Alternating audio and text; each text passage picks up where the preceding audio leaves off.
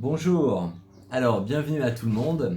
Moi je suis Didier Magne, diacre à Puyboreau-Saint-Sandre et je suis avec Jean-Brice Hendry, responsable des groupes de prière de Charente-Maritime, et moi je suis délégué du Renouveau Charismatique de Charente-Maritime. Et aujourd'hui du coup on se présente comme cela parce que on aimerait vous faire un petit partage sur l'occultisme. L'occultisme, ses dangers, qu'est-ce qu'en dit l'Église, voilà, peut-être quelle différence il y a avec les dons du Saint-Esprit, un petit peu. Et pour commencer, je vais vous donner une définition de l'occultisme. Alors, étymologiquement, l'occultisme vient du latin occultus, caché, secret. Il se rapporte à la connaissance de ce qui est caché. Ce sont les choses que la nature a cachées. L'occultisme se réfère à des disciplines associées à des notions surnaturelles, secrètes, considérées par la science rationnelle et matérialiste comme construites à partir d'un biais de raisonnement et ainsi qualifiées de pseudosciences. Donc on va trouver différentes pratiques. Des pouvoirs associés à l'occultisme et à l'ésotérisme sont nombreux. On va trouver la divination, la cartomancie, la voyance, l'astrologie, le service du pendule, le spiritisme, les lettres avec des lettres ou avec des vers, l'écriture automatique, les tables tournantes, le chamanisme qui reprend, en ce moment il y a beaucoup de gens qui s'intéressent au chamanisme, le travail des énergies spirituelles, avec des pierres, avec des énergies, les cristaux, des pentacles, la magie blanche qui comprend en fait tout cela, tout ce que je viens de dire, la magie comprend un peu toutes ces choses. Faire passer des brûlures. Rappelons que dans les brûlures, comme par hasard, ma mère pratiquait ça, et dans les mots qui sont dits, les phrases qui sont données pour guérir des brûlures, eh bien il y a souvent l'invocation du nom de Judas qui trahit Jésus ou de Pierre qui trahit Jésus, comme par hasard. Pourquoi parler de ce mystère du mal de la trahison pour une guérison, plutôt que d'invoquer juste le nom de Jésus? Ça doit mettre la puce à l'oreille à ceux qui les utilisent.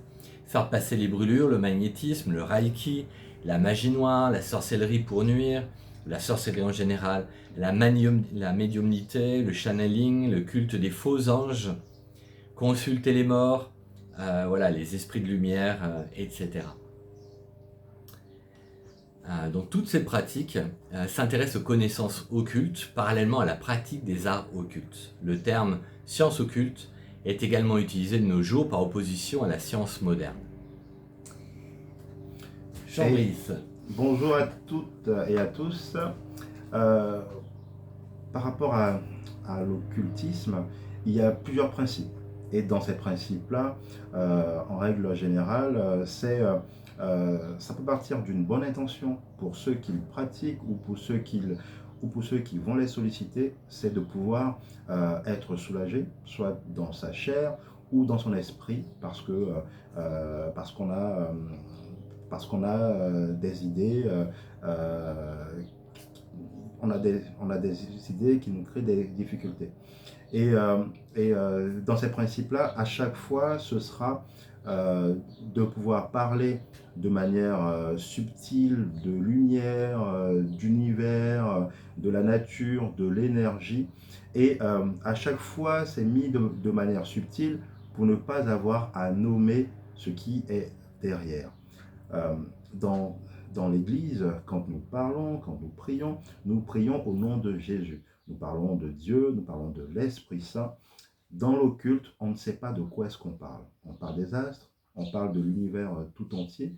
Sauf que vous êtes bien d'accord avec moi pour dire que dans l'univers, sur la terre même, il y a des gens bons, il y a des gens mauvais. Donc quand on ouvre la porte à la terre, à l'univers, on peut faire entrer des gens bons, des gens mauvais. Et en règle générale, quand on cache quelque chose, d'où la définition de l'occultisme, c'est pour pouvoir faire entrer des gens mauvais. Tu as un témoignage par rapport à ça, je crois. Oui, alors peut-être qu'avant on peut lire de ce que dit la Bible Oui. dans Deutéronome 18. Alors, je vais le lire, c'est dans Deutéronome 18, les versets 9 à 14. Quand tu seras arrivé dans le pays que le Seigneur ton Dieu te donne, tu n'apprendras pas à agir à la manière abominable de ces nations-là. Il ne se trouveras chez toi personne pour faire passer par le feu son fils ou sa fille, interroger les oracles, pratiquer l'incantation, la magie, les enchantements et les charmes, recourir à la divination ou consulter les morts. Car tout homme qui fait cela est une abomination pour le Seigneur, et c'est à cause de telles abominations que le Seigneur ton Dieu dépossède les nations devant toi. Tu seras entièrement attaché au Seigneur ton Dieu. Ces nations que tu déposséderas écoutent ceux qui pratiquent l'incantation et consultent les oracles. Mais pour toi, il n'en sera pas de même, ainsi que l'a établi le Seigneur ton Dieu. Voilà. Amen. Alors c'est vrai que bon, moi j'ai pratiqué beaucoup l'occultisme, et les gens qui pratiquent l'occultisme ne sont pas pires ou meilleurs que d'autres. Ce sont des gens qui cherchent cette vie spirituelle. Et aujourd'hui, bien sûr, il y a beaucoup de choses qui nous sont proposées et beaucoup de choses dont on ne connaît pas la source et qui nous mettent en danger, et qui mettent aussi en danger nos familles. C'est passionnant en fait, c'est des sujets passionnants, du coup on plonge un petit peu avec beaucoup d'intérêt là-dedans, mais sans se rendre compte de ce que ça génère. Et moi quand je touchais à ça, beaucoup de gens me disaient que j'avais la poisse. J'avais la poisse dans le couple, j'avais la poisse dans ma vie en général, et cette poisse se retrouve souvent chez les gens qui touchent à tout cela. Je vais vous en dire un petit peu plus. D'abord j'aimerais revenir sur un petit témoignage. Quand j'étais jeune, du coup, ma mère était prof de yoga, moi je pratiquais la magie, le tarot de Béline, le spiritisme, le magnétisme, différentes petites choses, et on faisait des réunions spirites avec des gens qui faisaient la cartomancie, les pierres, la voyance, etc. à la maison. On faisait aussi, ma mère faisait l'écriture automatique et d'autres choses comme ça, voilà. Et un jour, j'étais jeune et je me suis retrouvé dans une situation où des gens ont insisté dans un lieu particulier pour me faire une séance de spiritisme. Et je sentais pas du tout, pas du tout. Mais je l'ai fait avec eux. Il y avait 3 personnes avec moi, une personne qui pratiquait le yoga, une personne qui demandait qu'à croire, voilà, et une personne qui était parfaitement athée. Et dès qu'on a commencé, ça se faisait avec un verre et des lettres, et dès qu'on a commencé, j'ai senti qu'il y avait quelque chose qui n'allait pas. Je voulais pas me montrer orgueilleux, etc. J'ai attendu un petit peu, mais au final, au bout de quelques minutes, j'ai arrêté, j'ai retourné le verre en me disant quelque chose ne va pas. Et en fait, mon ami qui pratiquait le yoga était tout pâle et se sentait pas bien du tout. J'avais entendu parler de ça. Il faut savoir qu'au yoga, on vous fait faire des mantras parfois que vous ne comprenez pas. Il faut bien comprendre que le yoga, il ne s'agit pas de condamner le yoga sur toutes ses formes. Voilà, quand on essaie de faire des exercices corporels pour le corps, il n'y a pas de souci. Simplement, souvent, on nous fait aller plus profondément. On nous demande de faire le vide. On nous fait faire des invocations de mantras qu'on ne connaît pas. Et souvent, c'est lié à des esprits dans différentes langues.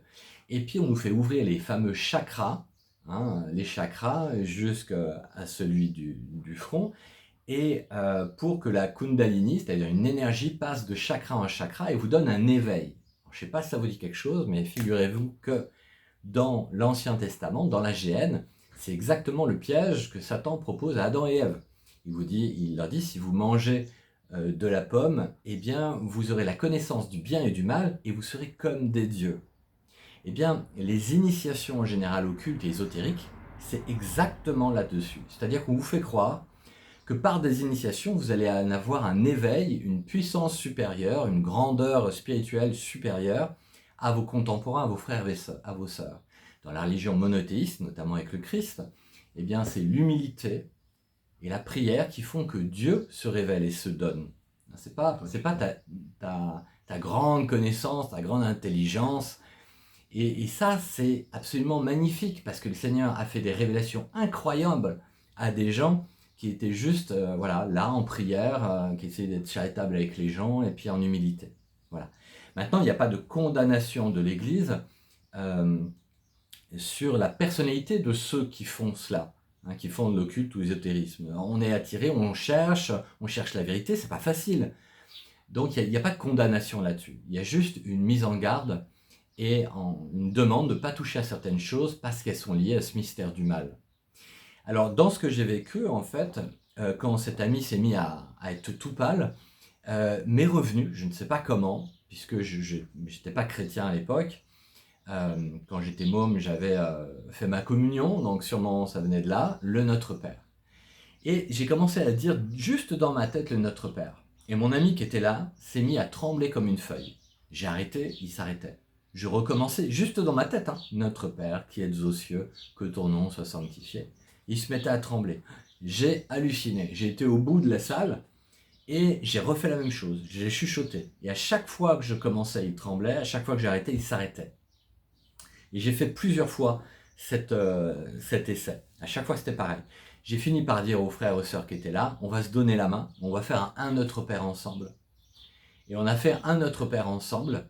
Je peux vous dire que chacun a pris une claque, c'était très fort parce que tout le monde commençait à bien flipper. Je leur ai montré avant ce coup du Notre Père, je disais à haute voix, notre ami voilà, tremblait de tout son long. Et lorsqu'on a fait un Notre Père ensemble, en un seul Notre Père, pouf, c'est parti. Et il a retrouvé ses couleurs et il a passé une bonne nuit. Ça a été une leçon pour moi parce que je me suis dit, ok, Notre Père, qu'est-ce que c'est? Jésus, c'est lui qui l'enseignait à ses apôtres quand il lui demande comment est-ce qu'on doit prier. Et à partir de là, à chaque fois que je faisais un Notre Père, avant une cérémonie, avant du spiritisme, avant une pratique de cartes ou n'importe quoi, il ne se passait plus rien. Avec le tarot de Béline, par exemple, j'avais des flashs, j'avais des choses très claires et très précises. Mais à partir du moment où je faisais le Notre Père, c'était viré. Donc je vous invite déjà, si vous êtes dans de la pratique, si vous n'avez pas à cœur de vous retirer de tout cela, au moins invoquez le nom de Jésus-Christ et priez le Notre Père avant et après cette pratique. Et vous allez voir que petit à petit, le Seigneur va vous montrer que ça ne vient pas de lui. Très bien. Et il y a, par rapport à l'Église catholique, le catéchisme aussi de l'Église catholique nous apprend aussi des choses sur ces pratiques occultes. Est-ce que tu as quelque chose à dire par rapport à ça? Alors oui, dans le catéchisme catholique, vous avez à l'alinéa 2115, 2116, 2117, différents paragraphes qui vont vous parler de l'astrologie, des horoscopes, de la magie, de la médiumnité, de la voyance, où l'Église dit explicitement que ces choses-là ne viennent pas de Dieu et qu'il faut s'en écarter comme de la peste. Faire très attention, c'est pas parce que des gens en Église touchent à cela que ça vient du Seigneur, même si c'est des prêtres, hein. Le pendule, le magnétisme et d'autres choses. Voilà, on aurait des témoignages à vous donner sur le sujet au niveau de la délivrance.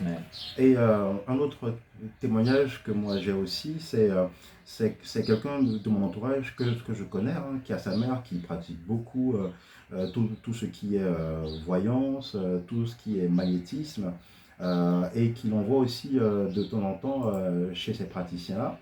Et en règle générale, quand elle y va, c'est pour peut-être un petit bobo, parce qu'elle a mal à l'épaule, parce qu'elle a mal aux pieds, à la jambe et au dos, hein, par exemple.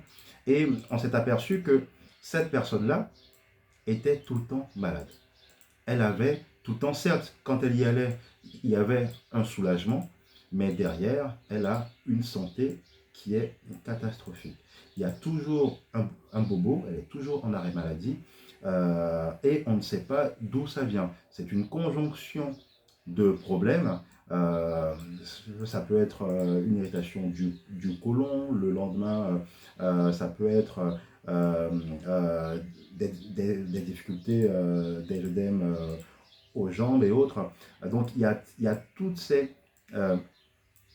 ces problèmes physiques qui sont là et qui demeurent. Et je crois que c'est justement parce qu'il y a cette porte au ministère du malin qui est ouverte dans sa vie via ces pratiques-là, qui laisse entendre qu'il y a du soulagement, mais en réalité, quand elle regarde elle-même sa vie, elle voit qu'au niveau de sa santé, c'est très compliqué. Voilà. Donc je ne sais pas si tu veux poursuivre sur comment en sortir peut-être. Oui, alors avant des témoignages, pour comprendre en fait, dans Jéroboam, dans la Bible, on nous parle de l'idée de Jéroboam qui fabriquait des veaux d'or, qui était dans l'idolâtrie. L'idolâtrie, c'est inviter dans ta vie d'autres dieux que le Seigneur notre Dieu et ouvrir des portes comme ça à ce mystère du mal. Jéroboam plaça un veau d'or à Bethel et ce fut un grand péché, il nous est dit. Et il nous est dit, tout cela fit tomber dans le péché la maison de Jéroboam, entraîna sa ruine et provoqua sa disparition de la surface de la terre. Il faut bien comprendre une chose. Quand tu touches à ces pratiques, au fur et à mesure du temps, tu vas t'apercevoir que, je vous disais, il y a une forme de poisse dans ta vie, mais ça vient attaquer ton couple et ta famille. Le mystère du mal attaque d'abord le couple et ensuite la famille. Ça te donne une aversion petit à petit pour les choses saintes. Tu vas t'apercevoir qu'au fur et à mesure du temps, plus tu pratiques, moins tu vas aller à la messe, moins tu vas vouloir lire la Bible ou aller au sacrement. Tu vas vraiment t'écarter de tout ça. Et tu ne vas plus vivre un cœur à cœur avec Jésus. Il devient au final une sorte de philosophie, mais tu ne connais plus cette rencontre avec lui. Et petit à petit, tu vas t'apercevoir que tu ne connais plus une liberté intérieure, une grâce, une joie. Il y a quelque chose qui te manque à cela. Certains ont des cauchemars. Je me souviens de ma sœur. Un jour, on était en délivrance, à une soirée de délivrance. Elle avait touché au spiritisme et elle faisait des gros cauchemars assez forts. Elle m'avait raconté ça et je lui avais dit ce soir au temps de prière, le Seigneur va venir s'occuper de tes rêves. Et la première louange qui nous accueillit lors de cette soirée, c'était « Je suis le Seigneur, le gardien de tes rêves ». Je lui avais dit « Oh, toi, ce soir, le Seigneur vient pour toi ». Et il y a eu une exhortation et une parole de connaissance. Et le prêtre qui était là a dit « Il y a dans l'assemblée une jeune femme qui a touché à l'occultisme. Depuis, il y a une oppression du malin sur ses rêves. Le Seigneur te délivre maintenant au nom de Jésus-Christ. » Et là, elle a senti une force qui passait de sa tête et qui fuyait par ses pieds. Elle en a pleuré et elle m'a dit « Waouh, mais c'est incroyable !» Et les gens souvent se rendent compte, quand ils reçoivent une période de délivrance, qu'ils n'étaient pas seuls. Certains vont vous dire « Oui, mais j'ai touché qu'une fois, j'ai été voir qu'une fois une voyante, une fois un magnétiseur. » Le problème, c'est pas d'aller voir ou de pratiquer ou de ne pas pratiquer beaucoup. Le problème, c'est quel lien spirituel a la personne que tu vas voir et comment est-ce que du coup ça va se répercuter sur toi, hein, si elle est en lien avec ces esprits, c'est des esprits qui se font passer pour des bons esprits, mais c'est pas aussi simple que ça. Alors je me souviens d'un autre témoignage, une fois on accueille en groupe de prière une dame et dès qu'on l'accueille, vraiment on sentait qu'il y avait un problème avec l'occultisme. On l'a laissé venir au groupe de prière 2-3 fois pour qu'elle soit apaisée et qu'elle soit tranquille dans ce qu'elle voit. Et puis, alors du coup, on accueille cette dame et la troisième fois qu'elle vient, elle vient avec sa fille qui avait 12 ans. Et vraiment, moi je m'étais dit, on va prier pour sa délivrance là, si elle veut vraiment suivre Jésus et si elle veut pas quoi que ce soit du mystère du mal soit dans sa vie, on va demander cette grâce au Seigneur. Et sa fille qui avait 12 ans était avec le groupe de louanges, en train de louer avec la guitare, etc. Donc cette femme vient, on lui dit, est-ce que vraiment maintenant tu veux suivre Jésus? Est-ce que tu es ok pour lui demander cette grâce de Dieu que tu ne veux rien qui passe par la séduction, le mensonge, enfin du mystère du mal, qui puisse te tromper d'une manière ou d'une autre, hein. Elle dit oui, je veux rien de tout ça, donc priez pour moi. Donc on a juste à l'invocation du nom de Jésus, cette femme est tombée et s'est mise à trembler de tout son long. On a prié au nom de Jésus pour sa délivrance et elle a été délivrée. Vraiment le Seigneur a fait en peu de temps de grandes choses. Et voilà, avec une invitation de ne plus toucher, de virer tout ce qui était ses bouquins, ses objets chez elle, toutes ces choses qui pouvaient infester, on va dire, sa vie. Mais ce qu'il faut savoir, c'est qu'au moment où j'ai prié pour elle, où on a prié pour elle, sa fille, qui était avec le groupe de louanges, a eu exactement les mêmes symptômes. Elle est tombée, elle s'est mise à révulser. Il faut bien comprendre une chose, et elle ne voyait pas ce que faisait sa mère, hein.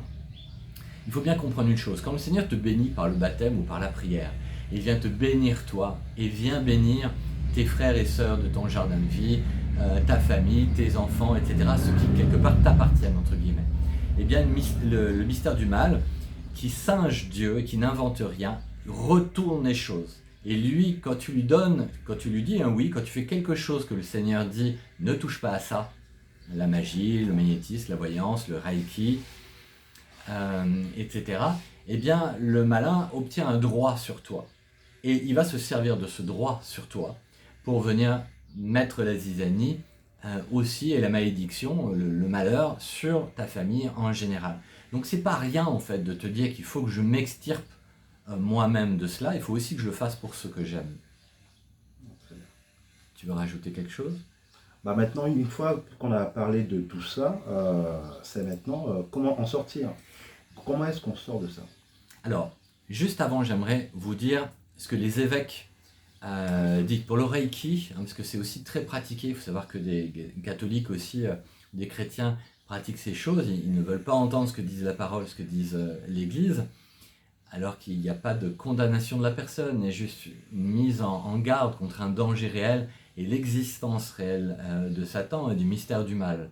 Malheureusement, aujourd'hui, les gens croient très peu déjà à Dieu et à la manifestation de Jésus-Christ dans ta vie, donc encore moins au mystère du mal. Les évêques concluent par une déclaration forte et claire à toutes les institutions catholiques, les centres de retraite et les aumôneries catholiques, que les techniques du Reiki sont totalement incompatibles avec l'enseignement catholique et dès lors ne doivent pas être encouragées ni soutenues. Et il faut savoir que Vatican, sur le site de Vatican, vous allez trouver plein de références soit des synodes ou des gens comme le concile de Tolède, Martin de Braga, des bulles pontificales, le Saint-Office qui prend la parole, pour demander aux gens de ne pas toucher à toutes ces choses, l'astrologie, les médiums, les enchanteurs, les évocateurs d'esprit ou d'énergie, la nécromancie, la divination et plein d'autres choses. Donc vraiment, je pense que parfois il faut savoir aussi écouter ceux qui sont passés avant nous humblement et faire attention. Pour revenir à ta question, la première chose, c'est ce que je vous ai dit tout à l'heure. Déjà commencez à faire un Notre Père, à invoquer le nom de Jésus-Christ dans vos vies, hein, pour vous aider, il est venu nous faire passer des ténèbres à la lumière. Il nous a dit, le Seigneur est le chemin, la vérité et la vie, le seul chemin qui mène au Père. Et lui, il t'aime, quoi. Il n'est pas là pour te juger. Il t'aime tel que tu es, et il va petit à petit, ce qu'il a fait pour moi et pour combien d'autres, t'amener à dénoncer le mensonge dans cette vie, à te montrer comment tu t'es fait tromper au fur et à mesure du temps, des dons, certains ont des dons de leur mère, de leur grand-père, etc. Tout ça qui se passe de lien en lien, c'est du domaine du spirituel négatif, mauvais. Jésus n'agit pas comme ça en fait. Chacun est différent, il donne des dons et des charismes à chacun, et il veut t'en donner à toi pour le service de l'Église, pour le service de tes frères et sœurs. Et c'est pour cela que le malin te trompe et veut t'en donner d'autres qui vont te faire tourner autour de ton nombril, autour de ta gloire, et qui vont pas t'aider à grandir en sainteté. Les dons du Saint-Esprit, eux, vont te faire grandir en amour de l'Église, amour de la parole, et en sainteté, en vertu. Donc commence par faire les Notre Père, et ensuite peut-être démarche auprès d'un groupe de prière. Déjà, va te faire confesser, prends un temps de confession. La réconciliation avec Jésus, c'est une chose absolument prodigieuse. Voilà, Jésus a porté sur sa croix le poids de ton péché. Hein, vraiment, toutes ces souffrances, il les a fait par amour pour toi. C'est le summum de l'amour qui dira Jésus que de donner sa vie pour ceux qu'on aime. Et toute malédiction qui était censée être sur toi à cause de ton péché ou de ces connivences avec le mystère du mal a été clouée à la croix. Et en échange, il te donne sa bénédiction, sa grâce, son Esprit Saint. Donc la confession va être très importante. Et puis, demander la prière peut-être à tes frères et sœurs dans un groupe de prière. Si vraiment ça ne va pas, chaque diocèse, il y a des pères exorcistes qui ne travaillent pas seuls, travaillent avec des psychologues ou avec des psychiatres. On va les voir, prends du temps et vois avec eux aussi comment faire le tri dans ce que tu vis. Sois en paix, sois confiance, n'oublie pas, approchez-vous du cœur de Jésus et le mal fuira loin de vous. Amen. Donc pour résumer, pour pouvoir en sortir, il faut qu'on se rapproche davantage de l'Église qui a structuré des voies et moyens pour pouvoir aider tout le monde. Donc ça peut être depuis le curé de sa paroisse où on habite, ou même se rapprocher du diocèse via le renouveau charismatique dont tu es le référent. Et il y a toute l'Église qui est en ordre de marche pour aider toute personne, chrétien, baptisée ou pas, à pouvoir sortir de ce mystère du mal. C'est ça. Le mystère du mal t'amène à la confusion, à t'écarter des choses saintes. L'Église va te ramener aux choses, au cœur de Jésus, au cœur de Marie, et va t'aider à faire cette rencontre avec Dieu qui va bouleverser ta vie. Et moi, ça a juste retourné mon existence. Jean Brice aussi. Ouais. Et voilà. Alors peut-être qu'on peut prier juste pour finir. Tu veux bien nous porter en prière, je vais Très bien. conclure. Seigneur et Père, nous voulons te prier dans le nom de Jésus pour que toutes les personnes qui ont écouté ce message puissent se laisser imprégner par ton Esprit Saint, afin que ton Esprit Saint puisse les guider vers ta lumière, vers ta vérité, et éloigner de toutes ces personnes les esprits d'oppression, les esprits de mal qui essaient par tous les moyens de les détruire. Amen. Amen, Seigneur. Nous nous consacrons tous ensemble au cœur de Jésus et au cœur immaculé de Marie. Nous invoquons vraiment l'eau et le sang, les plaies et le nom de Jésus-Christ sur chacun d'entre nous. Et nous voulons vraiment consacrer nos vies spirituelles, nos vies matérielles, nos familles, nos travails, nos ministères, nos vocations au cœur immaculé de Marie, au cœur sacré de Jésus et à ton esprit très saint. Amen. Et moi, en tant que diacre, je vous bénis et je vous invite vraiment à aller répandre cet amour et cette joie du Christ. C'est possible, le Christ est ressuscité, on peut le rencontrer et il peut s'occuper de ton couple, de ta famille, de ta vie, et c'est vraiment merveilleux. Alors que le Seigneur vous bénisse et vous garde et vous aide à mettre vos pas dans les pas de Jésus. Au nom du Père et du Fils et du Saint-Esprit. Amen. Amen. Nous rendons grâce et gloire à Dieu. Amen. À très bientôt. À très bientôt. Au revoir.